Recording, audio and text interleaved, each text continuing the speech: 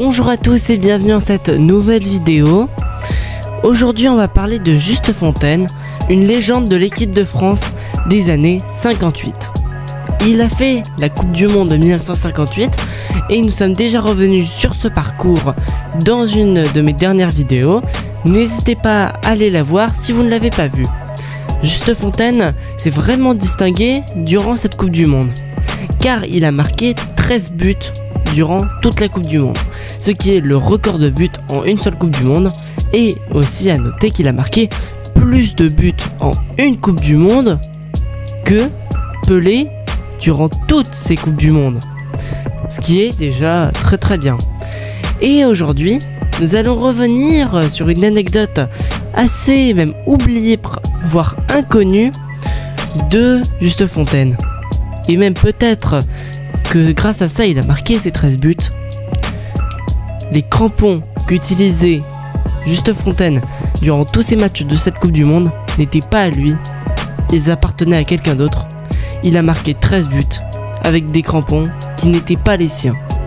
C'est parti pour le générique.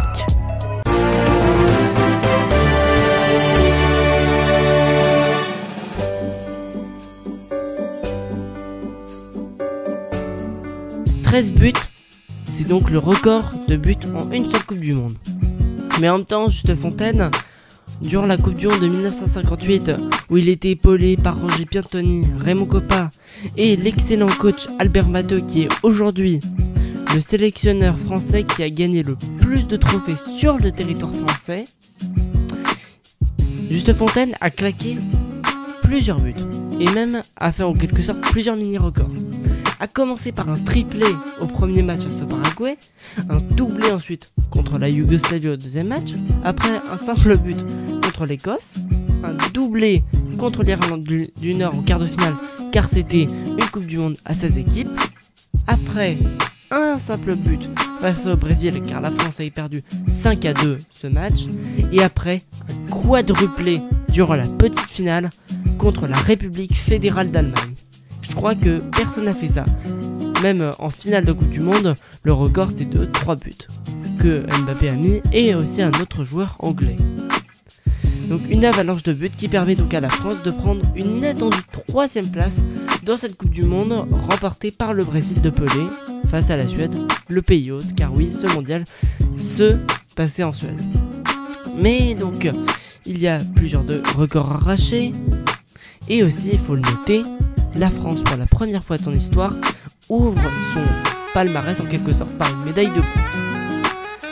Mais donc, quelques jours avant le premier match de l'équipe de France face à la Yougoslavie, les chaussures de Juste Fontaine rendent l'âme.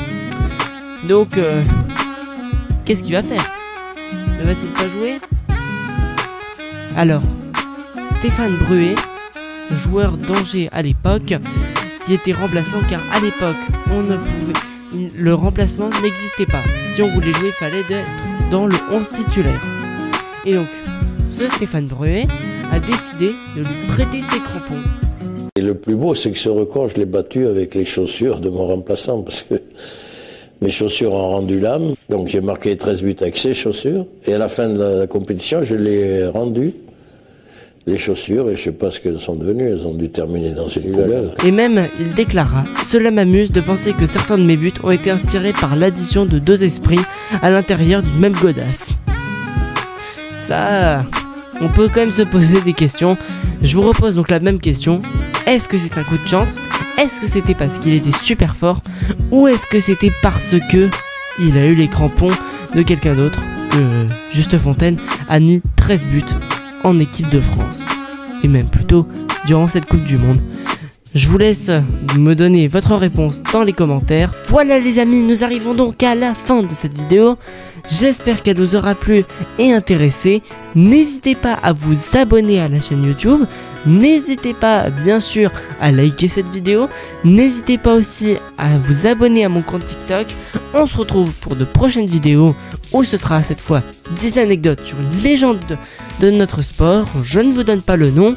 Ciao les gars.